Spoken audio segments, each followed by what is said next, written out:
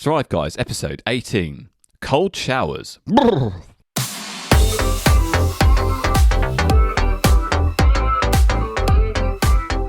I've struggled with staying focused this week. I feel like I need to share that with you and our listeners. I've procrastinated loads. I've felt like I've not really been firing on all cylinders in the work week. I procrastinated probably more than I ever have at work, actually, and I'm not really sure why. I think what it is I need a change of scenery. I need to go and work somewhere else and have a little bit of novelty, because that always helped me in the before times, and obviously that's a lot more difficult to do at the moment. So, but yeah, so I'm looking forward to taking a step out of this office and heading to another anywhere office. Else. Literally anywhere else. Yeah, it could be an office, it could be Costa or Starbucks or an independent coffee shop. Others are available. We do not align ourselves with any particular coffee shop, although Cafe Nero is the best. Well, pretty brutal, but I went to a data center a couple of episodes back, I'll say, and I worked in their office, and to be fair, the office itself was not great. Yeah. But because I was forced to use one screen, my laptop just kind of on my lap or on a desk, whatever, cracking on, I felt like I actually accomplished much more because there was no distractions and there was nothing else for me to do. Yeah. When I was in that data center, I was doing work for that client, so I was just like, well, I'm just going to crack on and do it. So I really do understand that novelty. I came back kind of thinking, I'm back at my normal desk, back to the daily grind. Whereas when I was there, I was like, I can do this. Look at me, I'm such a professional sat here with my laptop on my desk when no one could see me. Well, I felt the same when I took my car in for servicing. I think it was about maybe 2 months ago, maybe less than that. I had to work from their little kind of nice little, you've got your car serviced at like a car delership, right? Yeah, they leather have these sofa, hard windows. Yeah, they have that nice little area that you can have a sit for a bit and get a bit of work done or just play around on your phone.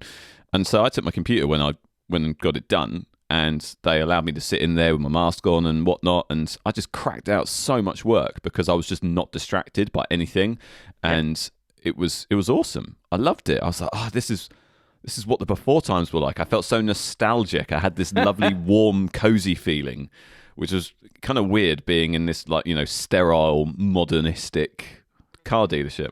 Well, that's what I remember saying to you guys when I'd come back. Like, it wasn't the nicest place I'd been in a long time, but I just kind of thought, wow, I enjoyed it. And I felt a bit weird saying it. I enjoyed going to a random site in the middle of nowhere. It's like literally on a site out in the sticks. But I loved it. And I was like, I actually don't mind going out every now and then. So speaking of changing scenery, like I really do resonate with that. And I have sold my house. So... change of scenery, hopefully achieved. Yeah, that's awesome though, man. I'm actually delighted for you because we've not actually spoken about this on the show before, but it has been a long-standing conversation in our little private secret conversations that no one gets to hear. Illuminati, yeah. Illuminati. We're not supposed to say that. Sorry, yeah. Sorry. I know we're recording, half hour earlier than we usually do, but I didn't realise that was going to constitute a change in programming where we were going to talk about the Illuminati and other such conspiracy theories. How do you think we went from 0 followers to 30 followers in the course of a couple of weeks? Look, Joe. Well, yeah, that's somebody's true. Funding us from behind the scenes, pulling the strings. We're just puppets. We're just puppets. Puppets pulling the strings. Get off me. God, so we shouldn't start early. I think this is I'm in my element. I feel wired. I feel awake. I feel energized. But that is a little bit of foreshadowing. We'll come back to that. Yeah, for sure. But no, I'm delighted for you, man. I think it's awesome that you went through the process so quickly as well. It was the house was on the market, and then like literally 2 days later, you were like, "I've sold it," and it's bananas. Yeah, it was literally based on that one conversation we had walking around that particular lake, which we took a picture at, and I just thought, why aren't we selling our house? Like, why haven't we put it on the market? So then I went home and I thought, all right, I'm going to sell it. I'm done. This is it. I'm moving, and that's it. That was literally a week later. So Done. Job done. Now you've got to find a house to move into. oh yeah, now's the fun part. Having to Now's the negotiate fun with part. Kerry, not the estate agent. Having to negotiate with my girlfriend. Yeah, it's all fun and games. Yeah, taking a step out of this for a minute and just having a conversation about why sales is so interesting is everyone has to sell something to someone or, be sold to by someone, right? And whether that's in your personal life or your work life, everyone's selling something, right? And whether that's, me convincing you that you should sell your house, or you convincing Kerry that you should, I don't know, buy a bigger house or a smaller house or whatever it might be, we're all trying to convince each other to do, what we want them to do, I guess, and that's the negotiation bit is always a funny one in relationships because you're always trying to come to a compromise. You're never going to get everything that you always want, and they're never going to get everything that they always want. And it's that kind of negotiation piece where you want to actually get a win-win, and it's always a win-win that you're looking for. You don't want a win-lose or a lose-win or a lose-lose. You want a win-win. And I feel like people always are like, oh no, I couldn't do sales, and it's actually we're always selling. Everyone's selling. It's the interpersonal kind of bits and pieces that we do in our everyday lives that are like the skills that you can then take to do a sales. Well, as I've found, Kerry is notoriously hard to sell to. Oh really? There you go. Yeah, that's a window into my life. You need to roll in the big guns, Matt. I'm happy to come and second chair a meeting with you if you like. Yeah, I need somebody to balance this out for me, please. Get the fixer in. Why is Joe here? It's like 8 a.m. on a Sunday. It's like, yeah, I just needed a little bit of support. But, yeah, take a seat, Kerry. We're gonna have to have a conversation about an amicable outcome here. We're not getting divorced, but anyway. Yeah, I know. This went weird. Well, I've got a couple of things I wanted to share with you. Well, some that you already know. So you've sold some stuff. I've bought some stuff. And the stuff that I've bought does relate to my one of the week. So I thought it would be awesome. Nice segue. So I bought some, well, one of them that does. One of them is just pure pleasure. So I bought some new headphones. And these are not headphones that I use for recording. These are headphones that I use for my downtime, my video games, my games with the boys. I'm not sure about them.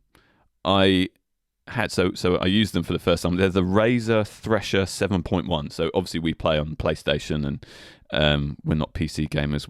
We're horrific peasants, casuals, right? But they sound really great. But one thing that is always not quite where I want it to be with any of these headphones is mic monitoring. So obviously when we do the show, I can hear myself on my ears and I can hear you as well, and I can adjust how much of me I can hear and how much of you I can hear. It's usually 99% me, 1% you, but you can't do that on these headphones for some reason, and I just don't know why. I don't know why all of these companies, because I had a set of Turtle Beach Stealth 700s and you couldn't really change it in a meaningful way on them either. And I feel like I'm going to crack on with them because they do sound amazing for the actual kind of gameplay. And I can hear the game chat really well. And I can hear myself fine. But I just wanted to raise it because it's just like, I'm always kind of searching for this perfect thing and it never is quite there. But yeah. No, our setup's pretty perfect, and it's hard to compare these because, as you said, having the headphones on and listening to your voice coming through the crystal clear microphone and vice versa, it's ideal. And I know a friend of the show does this, like has his setup like that. He just uses the same microphone and headphones, which you could do, but you don't want cables trawling across your desk and all that Cable sort of stuff. City. No. So I have a gaming headset as well, which is a Turtle Beach one, and it does have mic monitoring, but it's very high end, quite tinny, and like I'm always cautious that you guys can just hear everything that I can, because I can. So if I'm sat on the sofa and Kerry's still doing some work, I can hear her mouse click. It's like that sensitive. Oh wow! And so I'm just there, and I almost want to take the headphones off and be like, "Can you stop clicking so loud?" But obviously, it's just a little. To her, you could barely hear it, but it's sensitive. Look at my mouse, Dan. Stop it! That's hilarious. But the other thing that I got was a ring light, which I'm using at the moment, and no one can see fantastic. It. But I probably look about as good as I'm ever going to look, which is No mean feat. So, and that's again a little bit of foreshadowing for Win of the Week, which I will jump into right now if you're ready. Yes, please. So, Win of the Week is a segment at the top of each show where we get to share something that's happened this week that we'd like to celebrate, just to make sure we start our conversation on a positive note. So we post a reminder on our platforms every Friday. So if you'd like to get stuck in and get involved and share your Win of the Week with us, please feel free to do so. Tag us on your post on Twitter or Instagram with @ThriveGuysPod or hashtag Win of the Week, and we might see it if we remember to look. So, shall I start with my Win of the Week? Yes, please. Why not? You always go first, so I'm going to go first, right? So, my Win of the Week is a combined Win of the Week for me and for you.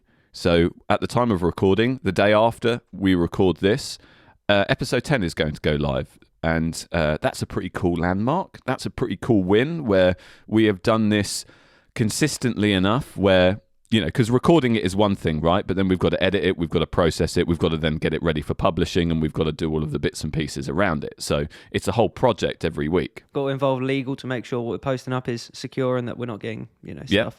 Make sure we've taken from us. said nothing bad, said nothing un-PC. So yeah, it's cool. 10 episodes. It feels crazy. Feels pretty good.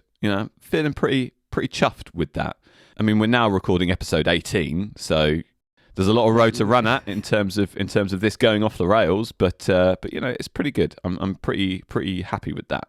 And my second win of the week is adjacent to the Thrive Guys stuff. We wanted to do something called Thrive Bites, where we embellish some of the content that we talk about and furnish some additional information to the world that's not a conversation. It's it may be just a quick video, or it may be a shorter podcast, or whatever it might be.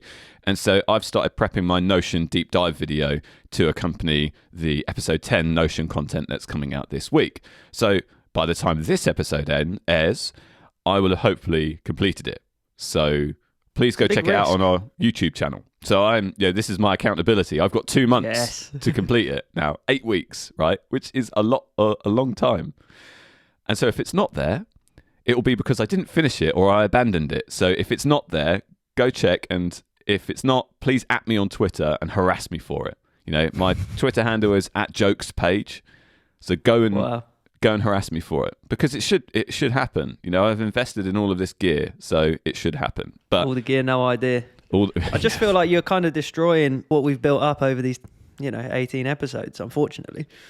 And I'll go into that in a bit more detail. I think once people see what you look like, we're going to run into some serious issues. Bloody hell, I'm sorry, but we preach honesty to each other, and I'm concerned. Okay, I have. All right. Well, I have a face for radio. I accept that, but you didn't have to. You didn't have to. I feel just. Oh my god. Oh my. I know you had your haircut and stuff, so yeah, you're better off. But I try and look nice for you, Dan. But good golly, that is. You are right though. The ring light has helped massively. Okay.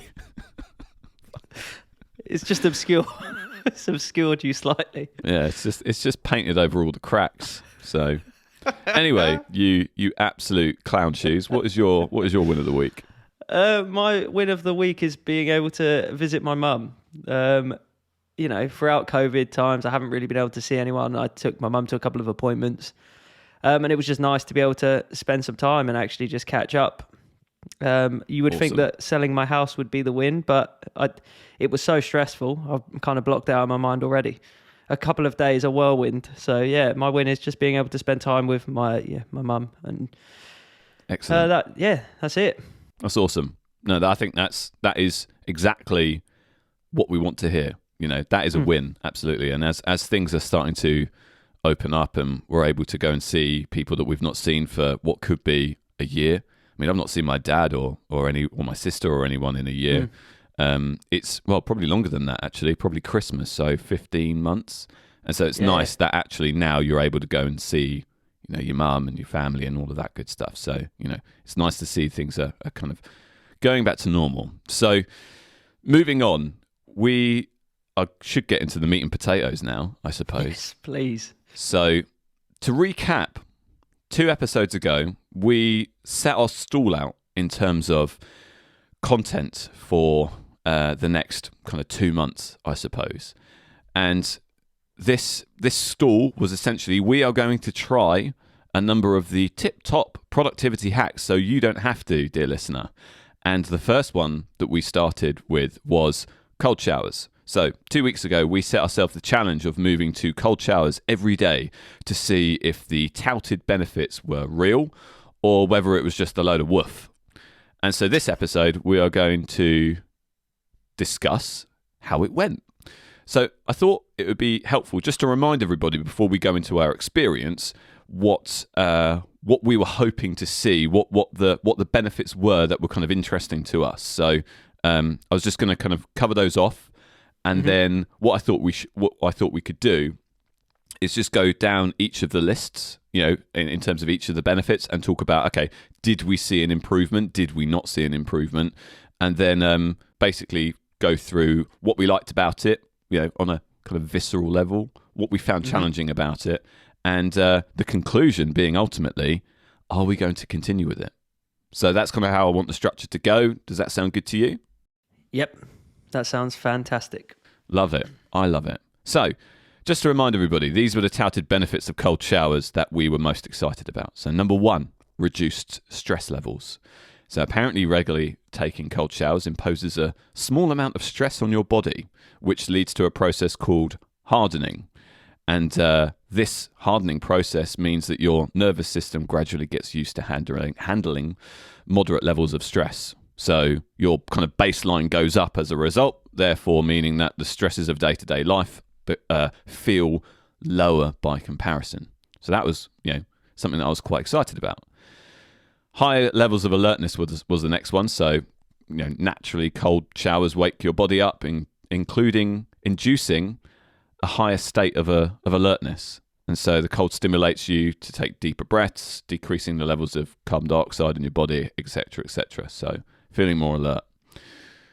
The next one was increased willpower. So what we were kind of really excited about here was actually having a cold shower and then being able to increase your focus, get more work done, increase your willpower, not to have the sneaky treat, have the donut, have the tasty coffee from the coffee shop across the road. And so that was quite exciting for us.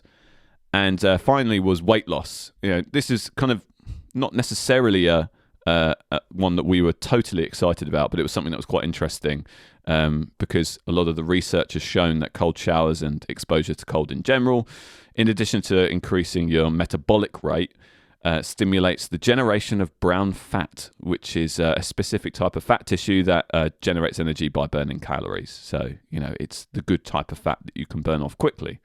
So that's what we were excited about. So for the last 2 weeks, Dan and I have been tracking various KPIs about how stressed we felt, how much willpower we had. And I started to track my weight at the start of it, but we quickly abandoned that. And we also tracked alertness. So we marked these kind of out of 10. And so shall we go over our conclusions, Dan? Why don't you start with stress levels? Did you feel less stressed? In short, no. I did not feel less stressed, but we have to factor in the fact that I sold my house. Work was hectic. So it wasn't really an accurate test because it is arguably one of the most stressful times of my life. So wow, I didn't experience any change to stress. When you're in the shower and you're being bombarded with cold water, you just kind of sink away into, just existing and kind of thinking. But sometimes that can be a place for you to think about all the things you've got to do. I'll actually grab my table just so we can have a quick look at what I'd marked. Yeah. My stress, actually on the first day, I marked my stress as a 1 because it was a Monday. I had nothing planned. Nice. And then, I had a lot of work to do. So it was a 7 on the second day. I was, very stressed. And it kind of hovered around a 3 and 2 throughout the rest of the week. And then a 6 and a 7 on the Wednesday and Thursday. And the Friday, I've marked it as 9,000. So 9,000. It was over 9,000 to be fair, because I just, that was when we had loads of viewings and I was just trying to crack on. And it was, so there was no direct correlation between the cold showers and the level of stress I felt. I feel like if I'd have marked my level of stress anyway, after having a warm shower, I would have felt the same. Right. I had no, there's no direct correlation between the shower and how I felt. First day, like I was actually really buzzing I described the experience as somewhat euphoric. Right. Because the first cold shower is really not something I've experienced before. And once you get through that, initial splash of cold water and the shock, there's something quite nice about it. You kind of just let it happen. It was, it was really enjoyable. And then sometimes it felt a bit like a chore, but I actually found that I largely enjoyed it. So my stress levels kind of didn't relate to, how I felt. What about yours? What were your stress levels like? So looking at the numbers, so I've actually used the table to look at an average over the 13 records that we've got, and my average stress level out of 10 was 0.75. Wow, which is very, very low. I am not a stressy person. It takes a lot for me to get stressed. So even when it's stressy at work or whatever, I don't tend to feel stressed. I don't crack under pressure, Dan. I'm pretty unflappable. But looking at the numbers over time, I did measure lower levels of stress as the 2 weeks went on, but it's such a minor amount. So my average stress level, because of the 9,000, was 695.46154. So some would say I'm pretty stressed. Vegeta, what does the scouter say about his power level? It's over 9,000! Yeah, so... Oh, man. Okay, so yours is slightly higher than mine. Let's just say that. But, you've had a stressful couple of weeks. So do you feel that the cold shower improved anything? It kind of sounds like it's hard to measure, but it kind of feels like your anecdotal experience is no, it didn't really make a blind bit of difference. I don't think it did for me personally, but if you actually look at the average, if you take out the 9,000, right, I seem to average at like a 3. Right. Okay. Which still pretty in good. my grading scale isn't very stressed, but I was already thinking about selling my house and stuff like that. So there's a 7 in there, but it largely hovers around 2 and 3. Right. So okay. Like my stress level didn't change reactively based on the shower or anything like that. I don't feel like, I woke up at a 7 stressed and then jumped in a shower and now I'm a 2. Yeah. It was just, it was dependent on the other factors in your life in terms of what you've got going on work-wise, what you've got going on personal-wise. I don't think it changed for me personally. Not at all. Yeah. No, I think I agree. I think that whilst I did measure lower levels of stress over time, I kind of have to question whether the juice is worth the squeeze. Yeah. I'm not sure. Maybe I need a little bit more time to see any kind of measurable benefit, but I'll come back to my shower from this morning in a little bit more detail, but I kind of feel like I turned a corner this morning, to be honest. So did I, weirdly. A little bit of foreshadowing there for you, but we'll come back to it. We'll stick a pin in it and we'll come back Sprinkle to that it. Yeah, just a little bit of we'll keep listening. We'll see what he means by that, or they'll just scrub to the bit where I talk about it. You are so clickbait, aren't you? Oh, I love it. I've been watching too many YouTube videos this morning, just kind of reacquainting myself with why we started doing this in the first place, and the modern world. I've become clickbait. So moving on, did you feel more alert, Dan? Yeah, 100%. Cool. All right, moving on. Thank you for that. My alertness was rated, on the whole, an 8 because right from the start, there's nothing more. There's nothing you can do to make you more alert than just having a tsunami of cold water splash down on your face. Yeah. And hyperventilating and going, oh, wow, like it's so it's powerful. I will go into this in a bit more detail. But for alertness, 100%. I've rated an 8 because I don't think any of them are worth a 10. I don't think I've been a 10 out of 10 alertness, but they're all around 8, 8 to 10. Got a couple of 7s and 6s in there, but they're normally on the days that I'm a bit more stressed. So I feel like my opinion outweighs the actual results. I feel like I'm not that alert. Even though my body's wide awake and my eyes are open, I'm a bit like, Yeah. I'm not that alert. I can't be that alert. Otherwise, I would have noticed that pigeon on the window, Well, you did notice the pigeon on the window because... Anyway, I totally agree with that. My experience was actually this is the bit where I saw the biggest jump, the biggest leap. This was the most significant benefit, absolutely.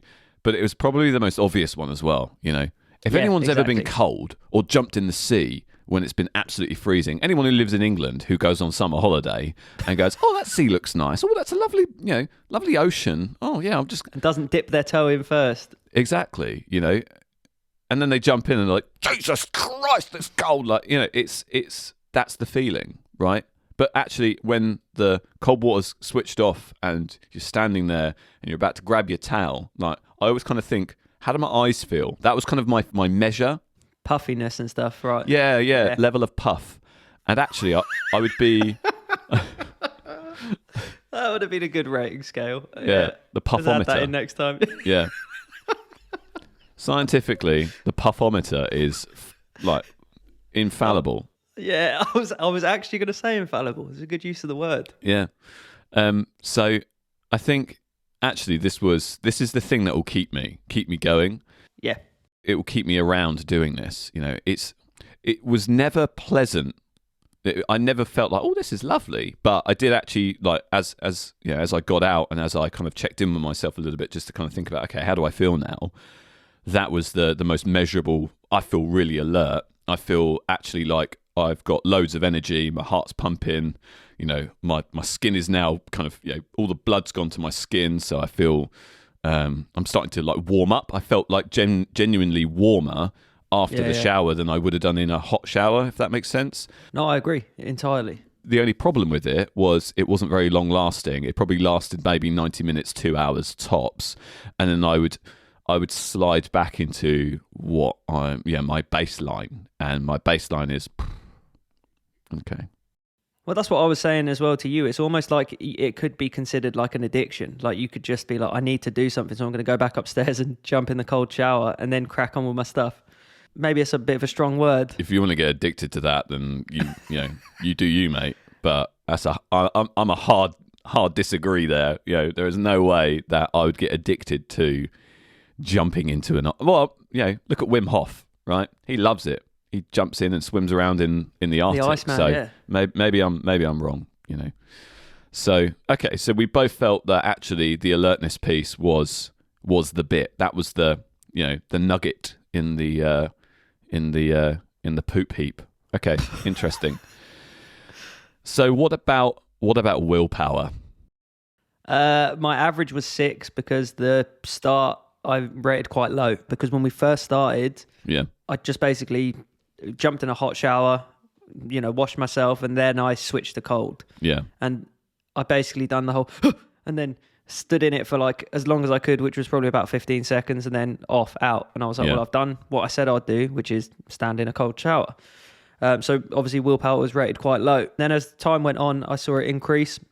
So like 4 days in, I was on like an 8 for willpower, because I was setting myself a timer on my watch and just being like, right, I'm going to stand in it for a minute and see what happens. Right. And then I'll stand in it for a minute and a half and see what happens. Then you get past the point, and it's honestly after about like 15 seconds, if you can stomach that, you actually get some kind of enjoyment out of it.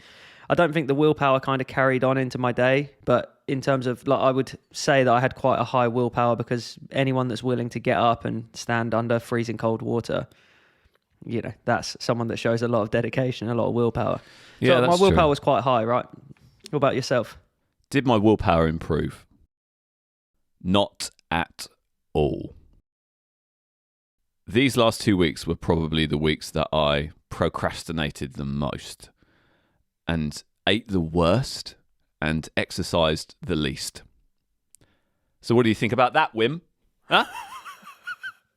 Oh, here he is, Joe the Anomaly. What do you think about that, Wim Hof? Huh? Call me, at me. This is where I'm really disappointed. and I guess maybe my expectations were far too high, but this was the element where I wanted to see the most improvement in, but I just didn't. You know, to be fair, right? I know I just shouted at Mr. Hoffy Hoff, but even on their website, Wim Hof himself says that it's not just the cold therapy that will improve your willpower, but meditation and mindfulness. And there are some exercises that he mentioned that I don't know what they are because I can't get behind his paywall, and I'm not going to give him any money to go on his 10-hour course for God knows how much money. I'm sorry, but the guy is cool as, he is real cool. I've seen a video of him wearing a cape, so... Well, of course he's cool because he keeps jumping in icy water. He's probably cold rather than cool, mate. Yeah, it's Sub-Zero. I really want to see the new Mortal Kombat film. Have you seen the trailers for it? Yeah, man. Oh, it looks so good, but us people in England, we can't see it yet. Yeah, it's been out in America behind for ages. Behind a paywall. Yeah, behind a paywall, literally. Behind not the Iron Curtain, but the other. Behind blue eyes, yeah. Yeah, behind blue. What? Okay, so yeah. He says that, you have to do all this other stuff that, probably dovetail into this. And, that's great. I don't know what that is, but okay, fine. I will take that with a pinch of salt. But this kind of gave me a lot of additional ideas about this. And actually, I'll kind of come to the foreshadowing bit about this whole process that we're doing at the end of the show. But I think a lack of willpower is sometimes an immovable object at times, and no matter what, hippy dippy hack you try, sometimes you are just going to struggle to do the hard thing, and the hard thing will be a struggle, right? Yeah. And it's almost Agreed. like, sometimes your willpower will falter, and you can hack around procrastinating and a lack of focus for, a period of time, but there does come a time where the hacks just stop working, and you need some external conditions to change and to thrust you back into action. Not everything can come from within, I think. That's what I was saying about the stress for me, is like the external factors were arguably, overpowering the results of a cold shower. A cold shower isn't going to stop, let's say, a client from demanding something, or a cold shower isn't going to stop a buyer from cancelling, dropping an offer and stuff like that. That's arguably going to stress you out regardless of whether you had a hot bath in the morning or a cold shower. Yeah, maybe we were expecting too much from this whole piece, but I guess I wasn't expecting, to become Wim Hof after 2 weeks. But, over time, I wasn't seeing any of the benefit that I would feel in that initial moment. The alertness, the actual willpower of getting into a very uncomfortable shower. Like, that takes willpower, right, to do that consistently, right, and to continue doing it. But that didn't then transfer into any of my work stuff or any of the stuff in my day or anything like that. Do you know what I mean? So that was what I was, I suppose, a little bit disappointed in. But maybe that's just me. I should be disappointed in myself rather than in the process. But as humans, we have high expectations, right? When we read this stuff, well, you kind of read it and you're like, well, it's going to give me a cold shower. Is going to give me godlike strength, an unearthly metabolism. I'm going to lose 5 stone. I'm going to get spider sense alertness. I'm going to be able to sense a fly from across the room, catch it in my web, etc., etc. When really it's just like a minor improvement. That's true. Yeah, it's those 1%. Yeah. Well, exactly. And the best result I got from it was the alertness, and it's probably something I'd take forwards. And the willpower aspects of it, it kind of, in that Matt Diavella video that you shared, he was speaking to a friend of the show. And they talk about how, I guess, as a species, we're constantly trying to be safe. Like, your body's always saying, keep safe. It's like when you do climbing, you're supposed to let go of the wall and stuff. Every part, like, fiber of your being is like, don't do it. Like, this is stupid and you could plunge to your death. Don't do it. And it goes against every instinct. So when you put the cold water on and you're looking at it, your body's like just going, oh my God, like, what am I doing? Why I can't get in there. Yeah. And if you put like your foot in the shower and it gets a bit cold, you're like, why am I doing this? And then when you get through that, like, that provided so much value to my mindset in terms of like, you can do it if you just kind of not suffer through it, but you kind of push through that barrier and go, right, I'm going to do this. Like, you mention a cold shower to anyone and say, you should have a cold shower this morning. Everyone's just like, are you mad? Like, And that just kind of, that's, largely across the board. If you threw it out to a room of 100 people and said, right, today we're going to talk about cold showers, you'd probably see 90% of the room just go, Jesus, what is this? Cold showers?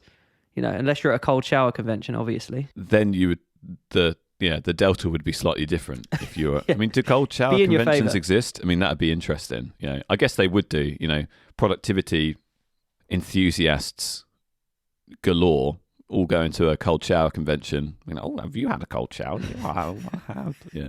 No, I totally agree, and I think that that's a nice segue into talking about what we liked about it. And so what were the things, Dan?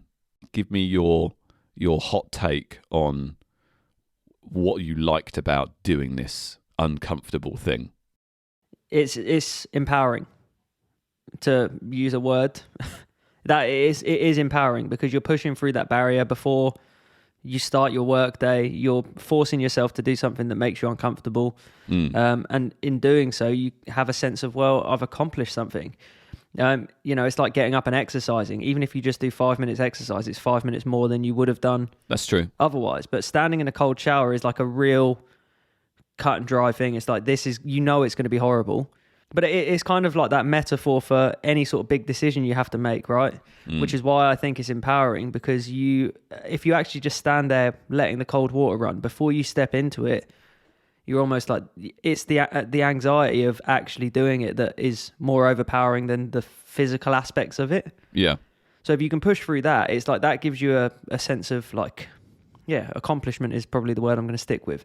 You force yourself to do it, and you actually, when you stand under the cold water, after about a couple of seconds, you're just like, is this it? Like, I've done it now.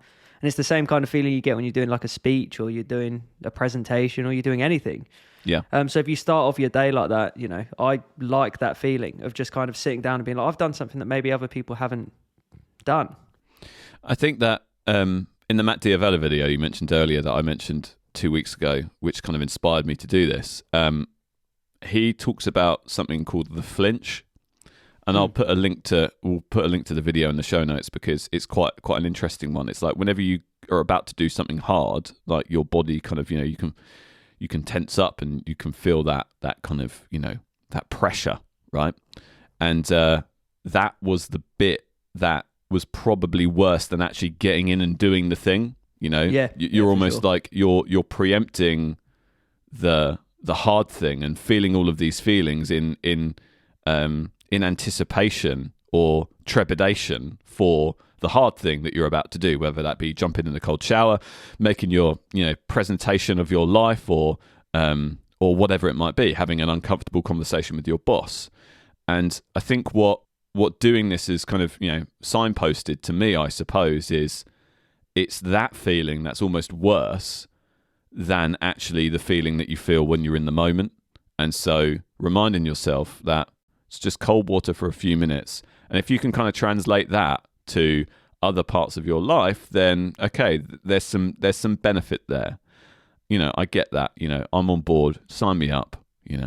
Give me a coupon. I'll crack on. I like that. In terms of what I liked about the process, I mean, not very much. I'll tell you, but there was a feeling probably about 5 minutes into the absolute coldest part of it, where you stop tensing and gasping for breath, and you try and just bring your almost you try and bring yourself into a meditative state in order to stop your body from kind of reacting. And that was really interesting, actually, because we're going to do meditation in maybe a month's time or whatever, but you almost had to bring yourself, control your breathing, focus on not passing out. Well, not passing out, but you need to try and control your body's natural reaction to a cold thing, because that you're focusing too much on keeping warm. That's not the point, right? And that takes quite a lot of mental energy to maintain, I thought, to get that short moment of zen. And, I had to really concentrate on that feeling in order to keep it. Otherwise, I would lose control and kind of gasp for air again and things. And, there was a time this morning, actually, where the water was hitting my back, and I just took a deep breath and just closed my eyes, and I just let it happen for like 3 minutes. I just let it happen, right? And it stopped feeling uncomfortable. It almost felt warm in a weird way, right? Yeah. But then I kind of moved and turned around on my front, and then it was like, the same feeling happened again, because it's the change in temperature that makes your body do this thing. So that 3 minutes was like, it was great. It felt meditative, and that's probably why I've got so much energy and I feel so like positive today, and that's why we are having a bit of a funny time on this episode, right? We're usually really serious, and this is productivity, this is serious business. Formal. But I've already done a Vegeta impression and a Nappa impression. And if you didn't get that reference, I apologize, but go watch some Dragon Ball Z. You need to be aligned with what we're doing here. But yeah, anyway, I also loved the feeling when it was over, and diving back up to the alertness piece, right? I don't mean that in a, oh God, thank Frank, it's over. I mean the feeling of awakeness, which probably isn't a word, but it's probably the most awake that I have felt in years. When you get to your late 20s, you just feel tired all the time, and that's just a thing. You just accept that. Okay, well, my normal state is kind of tired, but that 90 minutes after showering, I probably feel the most alert and awake that I've felt in a very long time. I feel alive. It's literally like God tier power. And I feel like I'm riding 2 bolts of lightning straight out the window. Hell yeah. And that's awesome, right? If only it lasted all day, but it's great. I love it. And stepping out of the shower and wrapping the towel around me that has been on the towel rack for an hour, heating up, like a nice little bun in the oven, right? And just wrapping myself that and getting cozy again, because I'm the king of cozy, right? That's what Kaylee calls me. I'm always looking for the coziest way to live my life, and so this is why this is completely congruent to me. It doesn't wash with my kind of value system, right? And so doing the hard thing and then coming back out and getting warm again was a sense of it was pretty joyful for me. So yeah, that was what I liked about it, and I don't know whether you've got anything to add before we talk about what we found difficult about this whole process. So, well, I mean, it's worth noting that, we went climbing on Thursday, I think it was. I'd had a particularly busy day, and I remember saying to you when I turned up, I was like 30 seconds away from cancelling. I really did not want to go climbing. That would have been the end of us, by the way, if you cancelled on me. I know. It's a one-strike rule, Yeah, I've always known that with you. So that it was a big decision. Yeah. I'd had a particularly heavy day, and our house was on the market, and it had been phone call after phone call, and I'd just been work was piling up, quite frankly. And I was like, I'm just going to cancel. So I thought, instead of cancelling, just go upstairs, whack the cold water on, and get in. And I did. I jumped in a cold shower, splashed myself with cold water, done the whole running around the shower. It was freezing. Running around the shower. Yeah, slipping and sliding. Running around. Because the hyperventilation and the shock to my system, I was like, you can do this. Like, go, get in your car. Like, that was it. I got out of the shower, dried myself off, got my climbing clothes on, and I was ready to go. That was it. It's that energy boost. It's like having a cup of coffee, like mainlined into your blood vessels. Yeah, I love it. Yeah, and that was my point. Is the shock just put me in the right frame of mind to be like, look, you can do it. And arguably, it was one of our best climbs. We'd done some really difficult ones, which we otherwise wouldn't have attempted. Really, especially if you've had a long day at work. But by the time I'd got there, I was like, I'm ready to go. Like that put me on the path. And I'm not saying, every time you have a difficult decision or every time you feel like bailing on something, jump in a freezing cold shower. That's, maybe use it sparingly. But if it works for you, it works. Like, I actually experienced a lot of benefits from it, and this is the challenge that I was least looking forward to.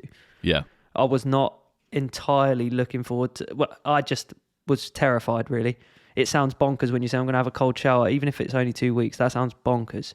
Yeah, you were vocally negative about this. You were like, I don't want to do it, and I just said, come on, Dan, don't be a wuss, don't be a woof. Come on. You twisted my arm, yeah. As I always do. I told you to show me the money, and you did. A And fair play recurring to you. sales theme, yeah. Oh, yeah, exactly. No, I really enjoyed it. Well, okay, you really enjoyed it. Okay, I did, yeah. And I will continue to enjoy it, but we'll move on to that. Ooh, okay, interesting. All right, yeah, we'll stick a pin in that. We've got lots of pins going on at the moment, but that's fine. That's fine. So, what did you find most challenging? Literally the physical aspects of it, forcing yourself to go in. That's the only thing I found difficult about it. Yeah, makes sense. And deciding which part of the body to go in the cold water first. I tried a few different ways. I kind of... you get what I'm alluding to, right? But I'm not going to say it on the podcast. But basically, I go head first now and just get that, so that's where the shot comes from. You feel the water trickle down your body.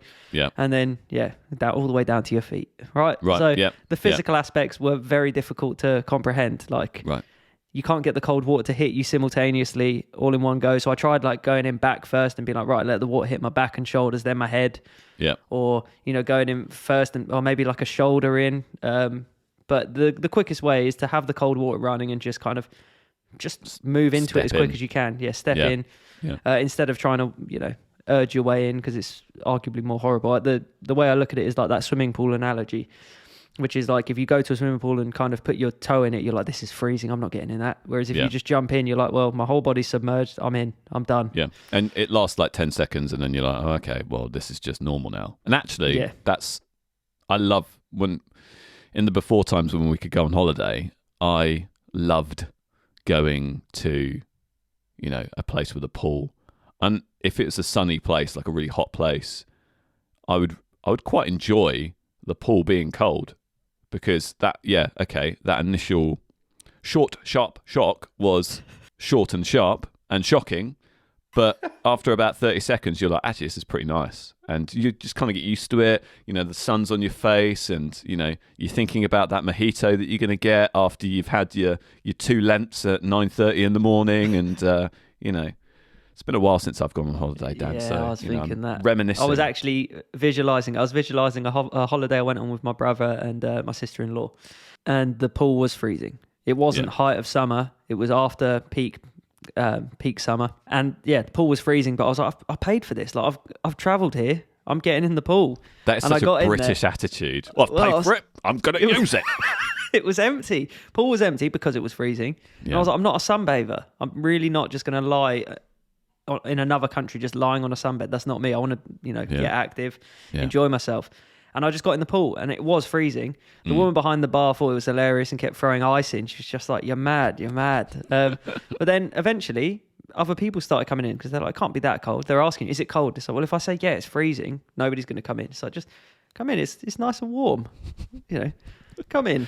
What, strangers were asking you if it was cold? No, maybe my brother. There was strangers, obviously. I was going to say, the way you're explaining it is like, it makes it sound like a creep, random, doesn't it? Random people are going, oh, excuse me, sir, is the water cold? And you're like, come in, the water's lovely. Yeah. That made me feel I realised how that uncomfortable. came across. Yeah, I just wanted to clarify, just to help you not come across like a freak. So, thanks. Yeah, no worries, mate. I appreciate the support. What are friends for, mate? What are friends for? So okay, you found the flinch piece the most difficult. So that, and the physical aspects of it. I was slightly different, to be honest with you, Dan, and I'll explain to you why. The bit I found most difficult was actually the minutes leading up to actually stepping in to the shower. So, my morning routine is I will go and do my morning business and do my boot up routine, as I've talked about before. And then when it comes to the shower piece, typically when I had a warm shower, I would spend as much time in there as I possibly could. But that's obviously very different when it's a cold shower. I will spend as little time as I possibly can in there. And so I would switch the water on, and then I would brush my teeth. And when with a warm shower, you have to let it warm up for a little bit, right? Mm-hmm. That is, you put your hand in, bit of a tester. Yeah, okay, let me put my fingers in, see if it's warm enough to get in and be enjoyable. There's this kind of thing hardwired in my brain where you let the water run, you do your bits and pieces, and then you put your hand in, and you expect nice, lovely, delicious, warm water. It's a nice warm caress of the beads of water on my fingers, right? What I actually felt was the icy Needles. slap, the icy slap of Boreas's nutsack, on my hand. Now, Boreas, if you don't know who he is the Greek god of the Nutsacks. winter. The Greek god. There's so many Greek gods. There probably is a Greek god of nutsacks. You never know. So there you go. And by nutsack, by the way, I mean a sack of peanuts. Okay, just to get your mind out of the gutter, guys. Don't be disgusting. This is a family-friendly show. When you buy nuts, you get them in a sack or a packet. I just call packets sacks. Okay, so that is what I put my hand in, and that's what I feel. It's unpleasant, right? And in that moment, I feel a sense of melancholy. And it's just, I do that. And actually, what I did today is I didn't do that. I just got in and just walked in like it was nothing.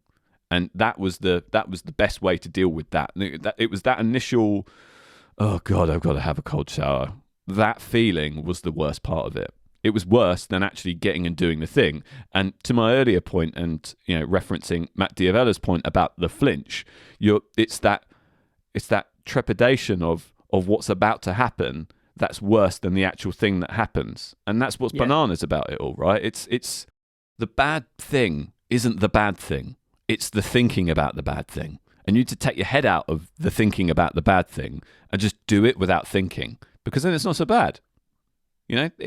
That's probably didn't say that very articulately, but you get more what I mean. No, it was articulate. Yeah. Okay, thank you. Appreciate that. It's one of these things, like I was explaining to Kerry the other day when we were talking about buying a new house, right? And you end up thinking about all of the negatives, not necessarily with the property, but all the things that could go wrong. The buyer could pull out and all this sort of stuff.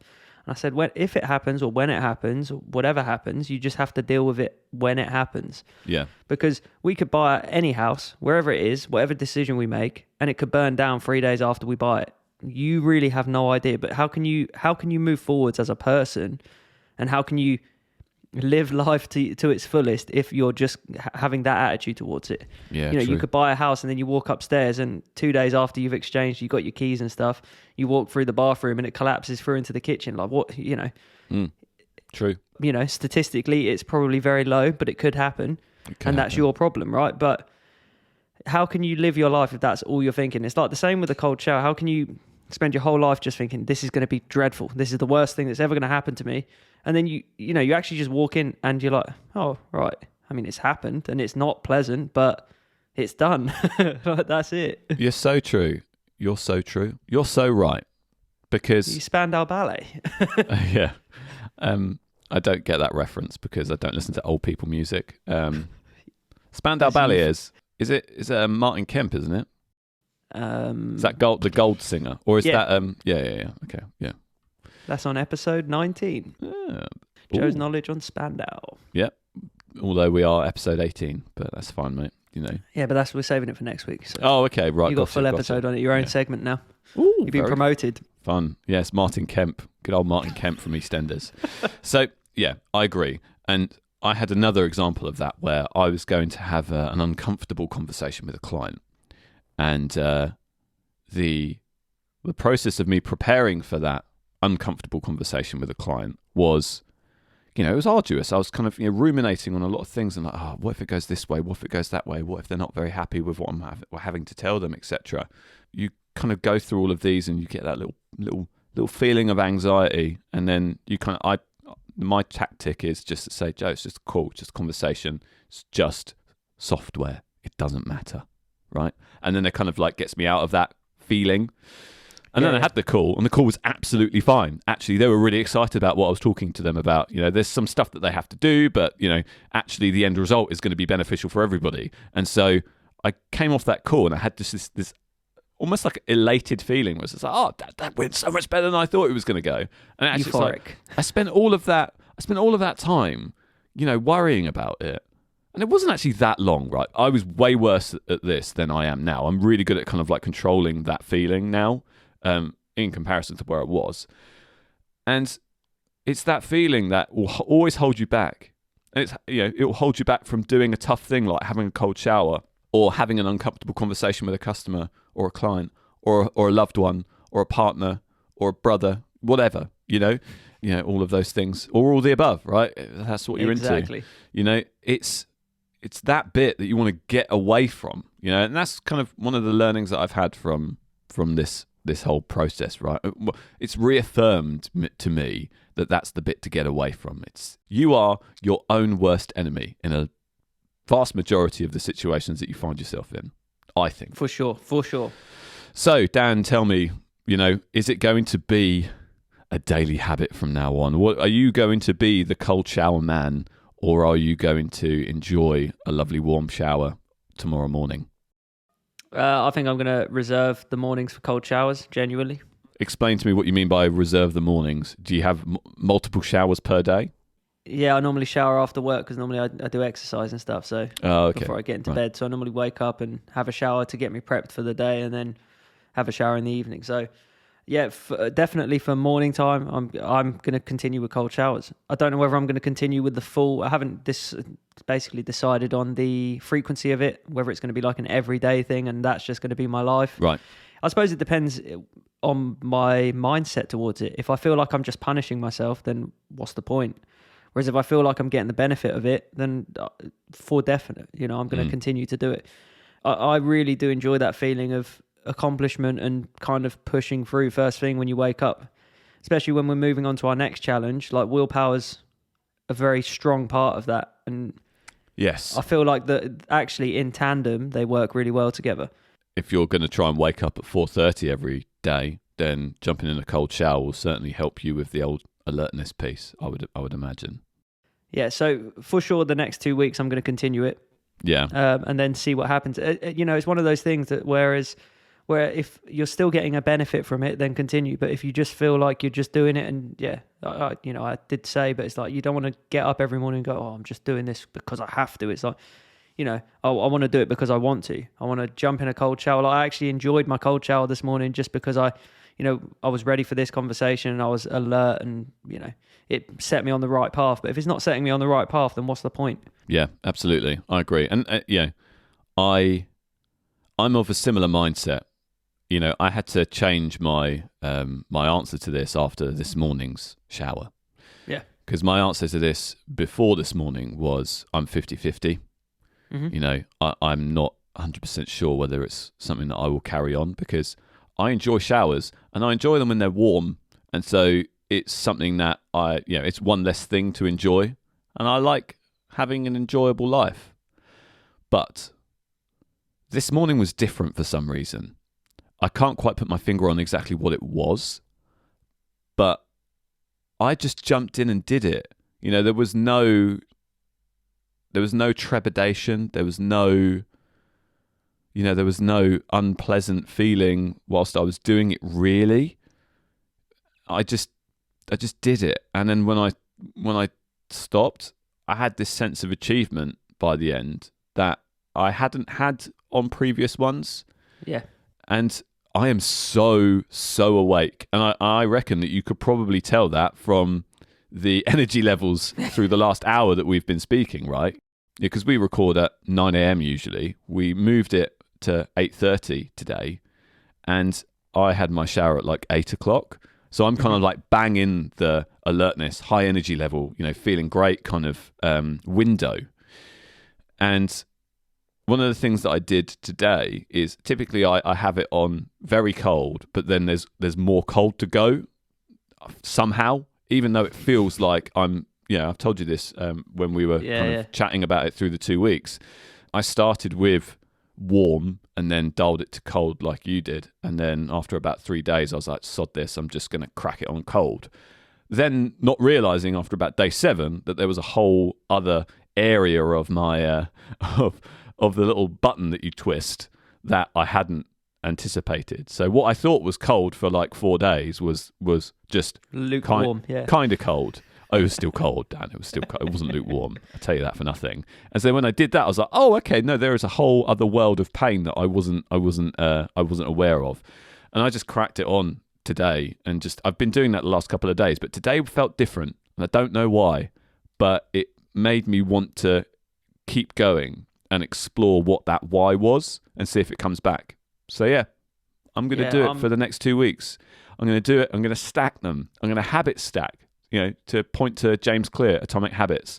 If you want habits to interlock with each other and become interconnected, I'm going to stack them. So we're going to do waking up at 4:30, and I'm also going to do cold showers as well. Stacked. I like it. I like it a lot. So to conclude our conversation today, I'm going to request that you give me the floor to talk about a little bit of foreshadowing.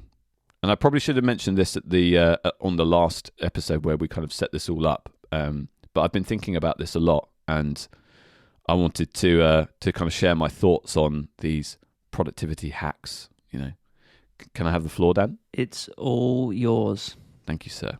I move away from the microphone so I can breathe.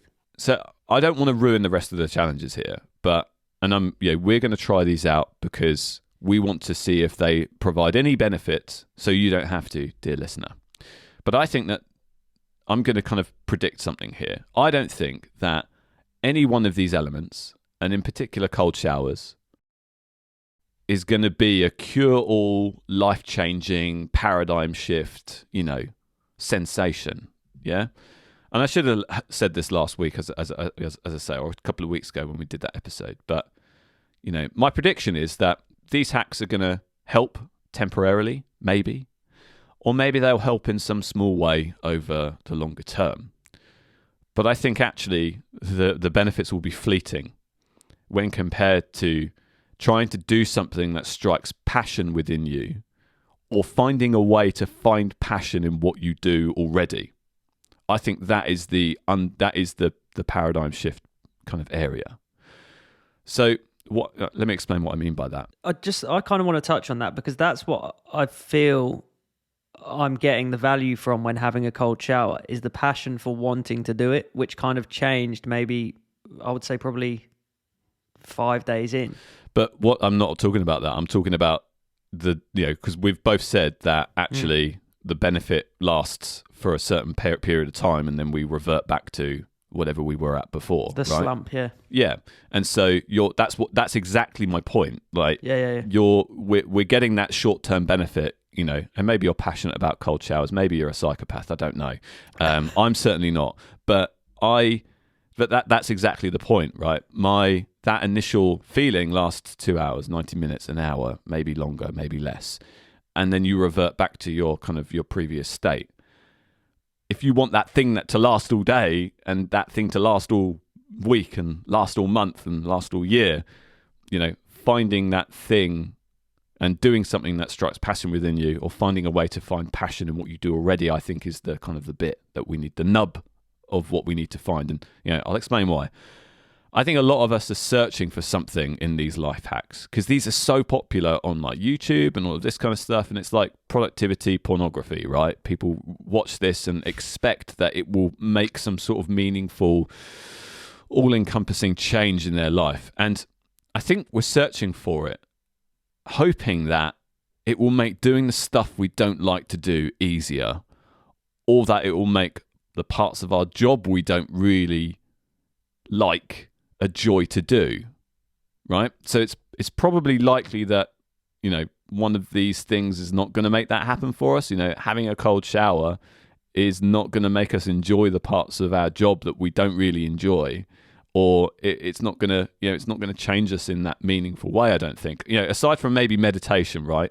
I think meditation's probably got the most chance of helping you arrive at those kinds of conclusions and paradigm shifts. But on the point of meditation, I think what meditation is trying to do is helping you sit with your thoughts, recognizing that the end goal is finding something that you're passionate about that you can do every day, or finding passion in the things that you do already. So sitting with those thoughts, getting comfortable with them, and kind of processing them to the point where you find your I do this because, your raison d'etre, that's the bit that you're looking for. That's the bit that I'm looking for. That's the bit that I'm trying to find out of each thing that I do.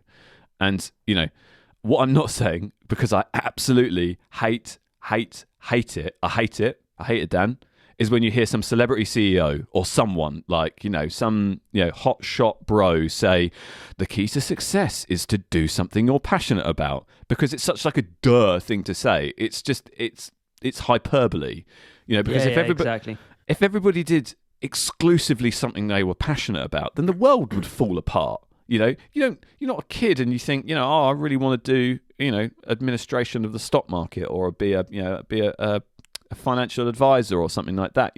That doesn't happen. When you're a kid, you don't think, do you know what? I would love to be shouted at every day, which is what some people get. When you're a kid, you want to be a doctor, a fireman, a policeman, and or spaceman, or a spaceman. Astronaut, yeah. And those jobs, there's only a certain number of those jobs that are available. So there's got to be, we've got to do the other things as well, And I believe that a more realistic goal, which is what I've searched for, and what I've found in a big way in what I do, is to find passion in what you do right now, right? Don't focus on your passion. Focus on like what you can contribute and get passionate about that. Get passionate about the value that you bring to what you do already, if that makes sense. And 100%. So, that might be like, look, I don't like doing the admin part of my job, but I love technology and automation. So I'm going to try and automate all of the bits of admin work so I don't have to do it, but also have fun in the process trying to solve those problems, right? Just a little bit of, signposting there to maybe some of the stuff that you do, because no one likes doing admin. If you like doing admin, then fair enough, but you're the minority, right? But a lot of us like to find cool ways of solving problems. That's why we have these conversations about how we get work done, because we're always trying to find different and better ways of doing it. And it's fascinating. And so actually talking about the process and it is the bit that you find passion in, not necessarily doing the work and doing the thing, right?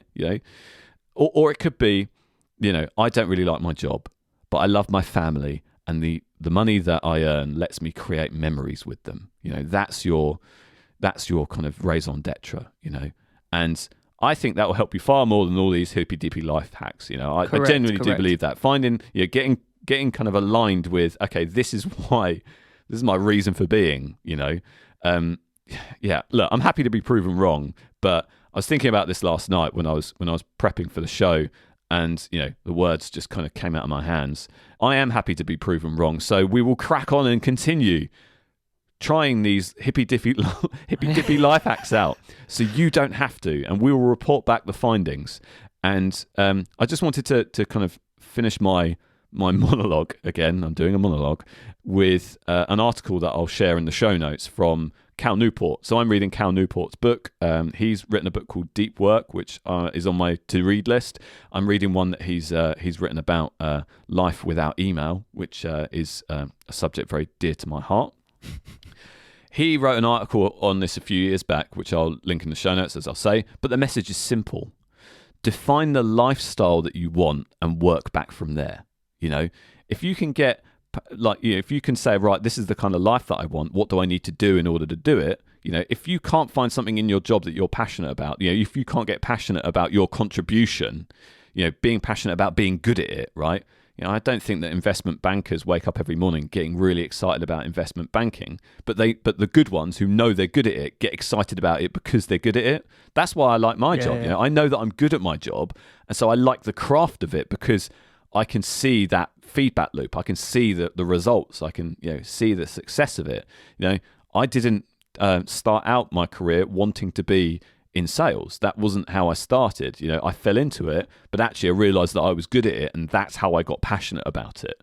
And I think that's a real rare thing to find, and I think that's what people should be searching for, and that's what I've been searching for. So anyway, I'll stop preaching. No, I think you're absolutely right. I think the whole message across all of that as well that I've taken back is that there's a lot of power in acceptance, which you'll get from the meditation side of things, because you spend a lot of time with your thoughts and you accept that this is your situation and you accept what you can do moving forwards. There's a lot of acceptance that comes into play when we talk about the cold shower. When you get in the cold shower, you accept that it's happening, you move on from it, right? And I feel like, even with the early starts, there comes a big part of accepting, not that you're getting up early, but you might have a point where you get up and you're like, well, I'm up at 4:30, what am I doing? And then you have to accept that maybe you don't know what your goals are, because if you're getting up at 4:30 every day and you're just sitting there doing nothing or lying in bed, just trying to stay awake, what is the point? So once you have that feeling of acceptance and planning and stuff like that, you can start to move forward. I had that as a big kind of aha moment when I stopped drinking. The biggest part of it was kind of accepting that, like, maybe I had a bit of a problem with it. And once I could do that, I could decide what I could do to make it easier for myself, like accept that I can't drink anymore. That's the biggest part for me, is that I tried so many different things, that I switched to different types of alcohol. I switched to different volumes of alcohol. I switched to shandies, and I always arrived at the same fork in the road, which is, I've drunk too much. It's game over. Like I can't see straight. I'm not having decent sleep. It was a bad time for me. And once you can accept that and go, right, I just can't drink anymore. I've been vastly more productive and a better contributing person to society, a better person to my family, to my friends. And that's what I mean, is there's a huge power in acceptance. And if you can get value from any of these things, it's probably that. So from the meditation, the cold showers, the getting up early, it's just accepting that it's going to happen and working out what that means to you. As you've said, finding purpose in it and finding passion in what it is you want to do. Maybe it's outside of work. You can always, again, it doesn't have to be a side hustle. This podcast isn't a side hustle. We do it because we enjoy doing it. We enjoy having these conversations. We enjoy learning, right? It's not a side hustle. We're not doing anything to make money. We're doing it because we want to. I'm passionate about it. And if that's why I work, so I can get experience to talk on the podcast, then I've found purpose, right? Absolutely. But I don't know if that's what I want. I do audio work and that's my passion. But if that was to be taken away from me suddenly, what would I do? I would do something else, right? And I'd find something else that I'm passionate about. You could lose your hearing tomorrow. You really never know. Yeah, true. There's that film about it, isn't it? That's just come out. Sound of Metal. Yeah, that's what's I haven't seen it. No, but that was kind of on the forefront of my rant at the moment.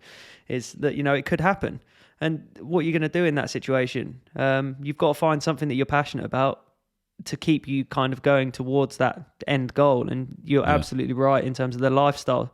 If you decide what life you want and where you want to be, you can work back from that and say, well, what's going to get me to that? Is it working the same job, or can I afford to take a job that I love versus a job that I'm good at, et cetera, et cetera? Yeah, absolutely. And I think you can, there's going to be stuff that you love to do. And when it becomes a job, it becomes unenjoyable. And then there's things that you can do as a job that you can find enjoyment in because of your aptitude at them. I genuinely, strongly believe that, because I never thought I was going to be a salesperson.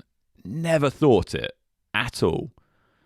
And then I realized I was good at it. And actually, one of the things that we talked about in the failure episode, episode 8, I believe. Yep. Yes, episode 8, was, one of the things that doing the music taught me was work ethic, and applying that same kind of work ethic principle to a role where you get out what you put in. You put in more effort, you get out more financial reward, typically, right? And if you refine your craft and get better and better and better, you can execute and generate more income without. Do you see what I mean? So it was that piece, that work ethic piece, aligned so much with my kind of previous experience and what I was just used to, and my kind of value principle, that it made me very good very quickly at what I did. And so that was the bit I got passionate about, and I found passion in it because there's that feedback loop where it's like, oh, if I change this, I can see a result here, and if I change this, then I can see a result there. And getting passionate about the craft because you're good at it, that happens over time. You're not going to immediately go into something and love it like that. I genuinely don't believe that. But I've been doing this nearly 10 years now, and there's parts of it that are still challenging and they're difficult, and I don't like doing them. But there are things that I love about doing it because it's something that I can see, my aptitude in, and that's a good feeling. It makes me feel good about myself. It makes me feel proud of my contribution. And going back to contribution, like that being my focus and being my kind of raison d'etre, to use that lovely phrase again. So yeah, I just wanted to share that. And I think that was maybe a good place to finish things, unless you had anything else you wanted to add, Dan. No, nothing from me. And thanks for sharing. Oh, you're welcome. Fantastic. So the next challenge that we are going to start from tonight, Well, from tomorrow morning, I guess. We're not doing the Monday start. Well, no, we can't, because actually what I realised is if we start on Monday, then we only do 13 days, not 14 days. And how many days are in a week, Dan? I don't want to answer. 14. 14 is the answer. In a single week, is there? In a single, 2 weeks. No, what did I say? It doesn't matter. Look, you know what I mean. So we have to start. So, what are you going to do with your extra, 2 hours that you'll have every day? I don't know. Okay. I'm planning on exercising. That's a given, because it's before everyone gets up. I want to go for a jog just to get myself in a good frame of mind. Yeah. I'm going to come back and I'm going to sit at my work desk, and I'm going to see what happens. I don't feel like getting up at 4:30 in the morning to work on audio stuff is good for me. Fair enough. And it's not good for the neighbours. I want to listen to music on speakers. I don't particularly like mixing on headphones unless I have to. I like the feel of the music and stuff like that. So I'm not going to be working on music. Fair enough. I can speculate, but I don't really know what I'm going to do. I want to get some of the stuff out of the way. Like I do my journal every day, so that's part of what I alluded to in earlier episodes when I discussed this and predicted what I wanted to do. Yeah. Which is that I want to do a Spanish lesson. Just actually focus on Spanish in that time, and then focus on my journal and put some real thought into it, because I tend to find my journal at the moment is lacking my opinions, really. Right. I write down what I'm grateful for. I write down what was interesting about that day. I write down what I learned that day, but then there's a thought section, and I kind of just go, I think today could have been better, or I think tomorrow will be a good day. It's like I really want to spend some time and, actually delve into how I'm feeling and, what's good about the day, and what, it might just be I pick a subject and say, I think, I would just like to offer more opinions in that and try and get more value from my journal. Nice. And whilst no one else is up, there's no distractions, there's nothing to kind of, I think it's just going to be a good time for thinking. Yeah. What about yourself? What do you think you're going to do? Well, I have a lot of editing to catch up on. So I think I'm going to be doing that. And I edit with headphones, so it's not like you don't need to mix a podcast. I don't even really use compression because no. It doesn't need it. I'm a purist. I like the dynamic range to be where it was recorded, as it was captured. So lots of editing, and I don't know what else. Are you going to be up and about, or are you going to stay in bed? Oh yeah, no. Yeah, I figured. No, me neither. Get up.